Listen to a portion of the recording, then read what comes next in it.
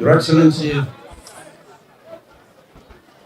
Nima, Sarakai, Ministers, Members of Parliament, eminent jurists, Excellencies, members of the diplomatic corps, distinguished invited guests, ladies and gentlemen.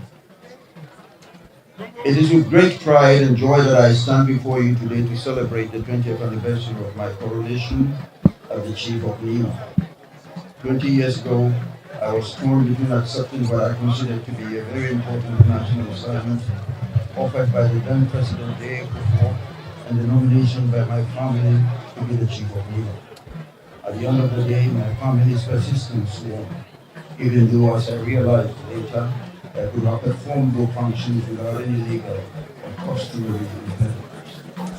As I look back to the past 2 decades, I am thrilled by a deep sense of humility and gratitude for the trust and support I have received from family, friends, my chiefs, the youth, and the men and women, not only of Nima, but the whole of Accra and beyond. When I first took on the role of the chief, I made a solemn promise to serve and lead our community to the best of my abilities. We have had challenges over the years, social, cultural, economic, and more. But through them all, we have remained united and wavering in our commitments to progress and stability. I am deeply grateful to every one of you for your unalloyed support and being the driving force behind our success. If our community has thrived and flourished today, it is because of your dedication, passion, and resilience.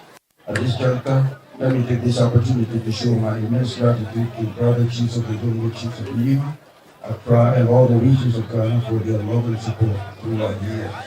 I'm also very grateful to the men and women of the various committees that have organized this celebration.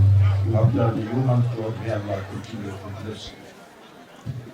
Your Excellency, on the glorious day when we have all gathered here to celebrate our journey into a modern-day Zongo leadership, I take this opportunity to declare this day as the Nima Day, to be celebrated every December. These celebrations will be used to take stock of our past, deliberate on our present circumstances, as well as strategize for the accelerated human development in the Zongo community. Your Excellency, Mr. President, we have over the years complained and shown our unhappiness, and rightfully so, about white soon-to-be deliberate exclusion and the lack of adequate recognition and representation at the higher levels of government. For instance, I cannot point to one true Zongo person in the cabinet of all governments of the Fourth Republic, certainly not in the Second and the Third Republics. Yet, needless to remind everyone here that we constitute a very significant part of the Ghanaian society, both in numbers and the quality of human resources. Very often considerations are made for regional and gender balances, but not for Zongo communities, whose only crime, Mr. President, is that they spread throughout the country. The Zongos may be minorities in many of the regions, but cumulatively, only a few regions in Ghana can come close in terms of numbers. What should have been an advantage has rather turned out to be a disadvantage.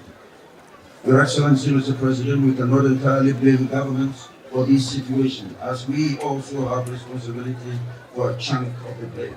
I do not have the slightest doubt that we of the Zongos love one another and wish one another well. We have, however, failed over the years to gather the courage to translate this love into building structures that can offer leadership capable of negotiating with government and other institutions to ensure adequate participation of our people in the fullness of national life.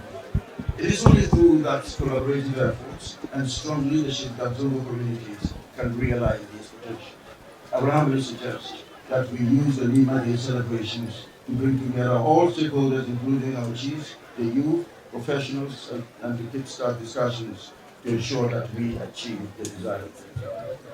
Mr. Chairman, permit me to extend on behalf of all of us gathered here our warmest welcome and deepest gratitude to His Excellency, the Head of State, Commander-in-Chief of the Armed Forces, and Nima's preeminent citizen, for making time to grace this occasion with his presence. We are reliably informed that the President has had to delay and reschedule his travel time in order to be with us this morning. I'm not surprised that, Mr. President, that you have done this, for it is not the first time that you have honored me with such a gesture. In March 2014, when you made up your mind to contest the 2016 elections, you drove straight to my palace with your entire entourage to inform me of this decision. You told me you did not want me to hear the announcement on the air. I observed your entourage was surprised that I am the first to be accorded this courtesy. I also remember that your vice presidential candidate then, Dr. Mahmoud Bawumia, who is now the presidential candidate of the Republic of Ghana, Vice President of the Republic of Ghana, stood up in an emotional tone, told the gathering in my palace that by Allah, this is the first time I am hearing my leader tell anyone, including myself, what he is going to say at the press conference. Having invited me, I'm quoting Mr. Bowman, having invited me to accompany him to the press conference, I expected a positive news, but he never said anything to me regarding what he's going to say until I heard him say it this morning. Mr. President, additionally, you honored me and my people once again by appointing me as the first chairman of the governing board of the Zongo Development Fund. You have done some more than I can disclose here. And now it is not, and this is not for the consumption of the public. We are most grateful. My friend and my president, I have always prayed for you and for your success of your government. Mr. President, for the past 7 years, you have remarkably steered the affairs of this country under difficult circumstances. The difficulties that the entire world, including Ghana, have had to go through as a result of serious disruptions in economic and social life brought about by COVID-19, the Russian-Ukraine war, and in the case of our subregion, the instability that occasions insurgency in West Africa, are overwhelming for any government to grapple with. Despite all these, we have remained an island of peace and stability. Mr. President, you will agree with me that poverty is pretty much a major development challenge in Ghana. And urban poverty in particular is gradually becoming a threat to efforts to consolidate the middle income streams of this country.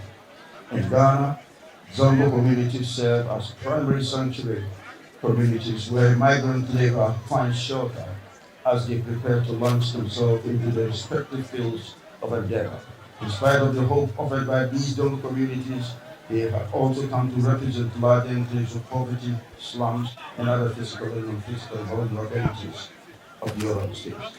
It is useful to acknowledge that the government has done their bit to ameliorate this challenge. Indeed, your government's response has been to establish the Zongo Development Fund with a vision to create prosperous, inclusive, sustainably developed inner city and Zongo communities across the country. Other achievements of this government, which are worthy of mention, are the 3 HSS, national ID card with unique identifier, medical drones, ambulances in all constituencies. NHIS renewal unfolds. Whilst acknowledging this effort, we also know that government cannot do it alone, and so the government need to be intervened. Having been born and bred in the Zongo community and learning from our struggles, I established an NGO called Our Foundation in 2018. We were, however, careful to avoid a conflict of interest situation because the foundation shares similar views to the Zongo Development Fund. I now feel the time has come to relaunch the foundation and pray that, Mr. President, you will give it the needed recognition and support. The foundation, like any NGO, is a voluntary, non-partisan, non-profit, non-government entity with very good understanding of the challenges and the pathway to resolve these developmental challenges. The focus of this NGO is on urban poverty reduction, particular attention on social capital enhancement in the areas of educational, health services, infrastructure, and livelihood empowerment programs to the extremely poor groups of people. The NGO also supports programs for inclusive development through civic integration, efforts such as assisting the vulnerable to acquire health insurance, Ghana card, as well as education underneath the honor local tax obligations. Vulnerable groups such as women, youth, and poor, the disabled, the elderly, the vulnerable, and the oppressed are the main beneficiaries of our poverty reduction program. The NGO has external auditors, chartered accounting firms to ensure prudent financial governance, depending on the size of any particular project. A project steering committee is established to provide adequate technical backstopping and enhance project development. I have always heard that peace and stability take precedence over all matters, including economic development. Indeed, you can't even talk about economic development without peace and stability. Today, in spite of our economic challenges, Ghana remains a leading country of choice for foreign investors. This doesn't happen by chance. It can only happen by deliberate policies of government. Mr. President, you have still not told me how you managed to end the Gabon crisis. That for a long time threatened the peace and stability of our country. Although there are pockets of communal disturbances in some parts of our country, the Gabon crisis, which existed for so long, for many years, is being forgotten about as a result of your mature leadership. Mr. President, I am largely dwelling on matters of peace and security, for if I have to make a choice between freedom and order, I will choose the latter, for without order, nothing good endures. Mr. President, I have heard the Speaker of Parliament call you lame duck. Mr. President, I totally disagree with him, and I do not think you will accept that. A year in politics is a long time. So much can be done, so much can be achieved within a year. Mr. President, you can make this last year of yours the most exciting and the most memorable. I know you are capable of doing even more than we can imagine. Mr. President, I wish to remind you that your Vice President will be out there campaigning to succeed you, and so will be many of your ministers and other appointees.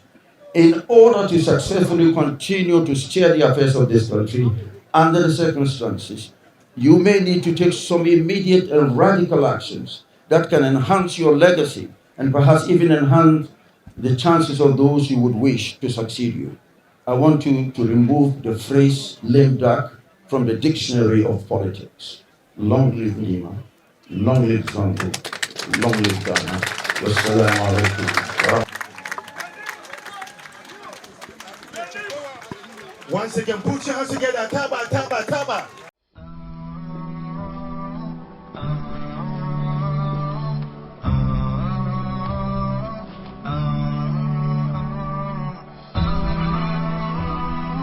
HAFIZ TV, unique every day.